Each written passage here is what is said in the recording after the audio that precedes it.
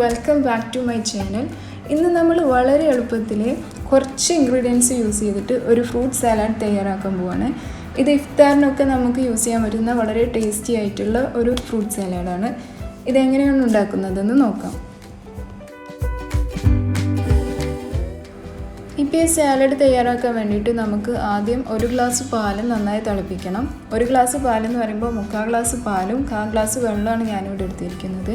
ഇത് നന്നായി ഒന്ന് ചൂടാക്കുക. തിളക്കുന്നതിന് മുമ്പായിട്ട് നമുക്ക് ഒരു ഗ്ലാസ്സിൽ ഒരു 1.5 ടേബിൾ സ്പൂൺ കോൺഫ്ലോറും കുറച്ച് വെള്ളം ആഡ് ചെയ്ത് നന്നായി മിക്സ് ചെയ്തിട്ട് നേരത്തെ തന്നെ മാറ്റി വെക്കണം.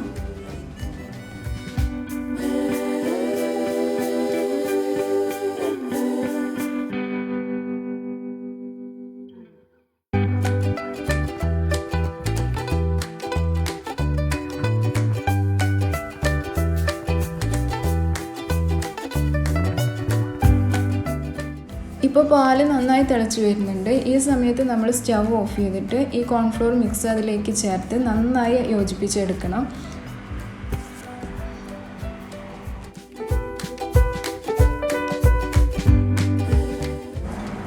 ഇപ്പോൾ ഈ പാല് നന്നായി കുറുകി വന്നിട്ടുണ്ട്. ഈ സമയത്ത് നമുക്കിതിലേക്ക് കുറച്ച് വാനില എസൻസ് ആഡ് ചെയ്യാം. ഒരു ചെറിയ ടീസ്പൂൺ വാനില എസൻസാണ് ഞാനിവിടെ ആഡ് ചെയ്യുന്നത്.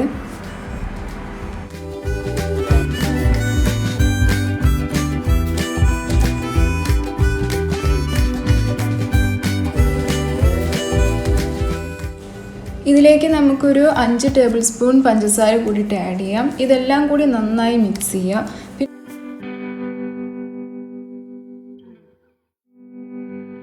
ഇപ്പോൾ നിങ്ങൾക്ക് ഈ പാൽ ഇത്രയ്ക്ക് തിക്കിൽ വേണ്ടെങ്കിൽ കുറച്ച് കോൺഫ്ലോർ ആഡ് ചെയ്താൽ മതി.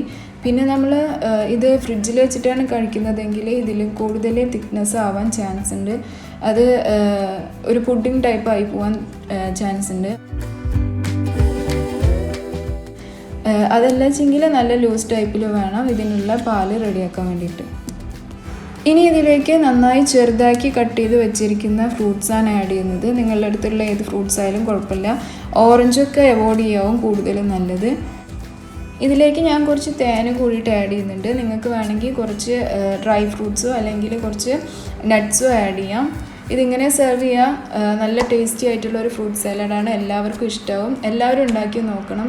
Thanks for watching and please do subscribe.